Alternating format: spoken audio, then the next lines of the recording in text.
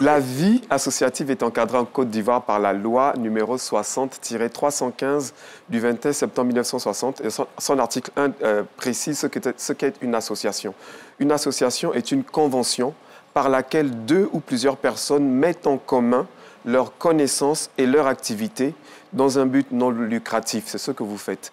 Il faut dire que lorsqu'il y a des problèmes dans une association a un règlement intérieur qui fait en sorte que quand il y a un problème, on se réfère au règlement intérieur pour ne pas partir sur des divergences, des querelles de personnes, etc. Qu'est-ce que le règlement intérieur dit? C'est un règlement intérieur que les membres de l'association ont adopté. Je ne sais pas si c'est votre cas, mais en tous les cas, s'il y a un problème, il faut regarder au niveau du règlement intérieur qu'est-ce qui est dit. Est-ce que ce sont les membres qui se réunissent pour résoudre le problème? Est-ce que le problème doit être résolu simplement entre la présidente et la vice-présidente, de façon à ce que, au final, les membres ne savent pas que le problème a été résolu? En fait, c'est tout ça qui participe de la bonne santé de l'organisation quand on se réfère à des règles que tous on a adoptées. Je ne vais pas être très long dans ma chronique, mais c'est simplement, je vais mettre en avant le rôle de toutes ces associations de femmes qui aident au quotidien de façon bénévole parce que vous n'êtes pas rémunéré pour ce que vous faites, mais par amour pour votre région, par amour pour les personnes que vous avez laissées au village, vous choisissez d'être là à l'écoute, de soutenir, de conseiller, d'apporter une aide financière, de lutter aussi contre certaines pratiques comme l'excision, contre les mariages forcés, etc. Vraiment, il y a beaucoup d'associations de femmes qui ont vraiment ça à cœur et je pense qu'aujourd'hui, il faut vraiment les mettre en avant et les féliciter, tirer notre chapeau pour le rôle que vous faites au quotidien pour les populations rurales. Je rappelle qu'en Côte d'Ivoire, on a à peu près 12,6 millions de citoyens et 14,3 millions de personnes qui vivent en milieu rural.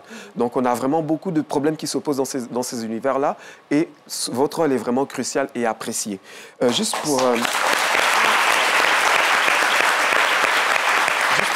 quelques chiffres. Quand même, l'Afrique, et ça il faut le dire, et je le dis avec beaucoup de fierté, l'Afrique enregistre le plus fort taux au monde en matière d'entrepreneuriat féminin avec 26%.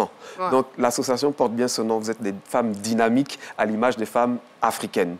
Et ça c'est apprécié.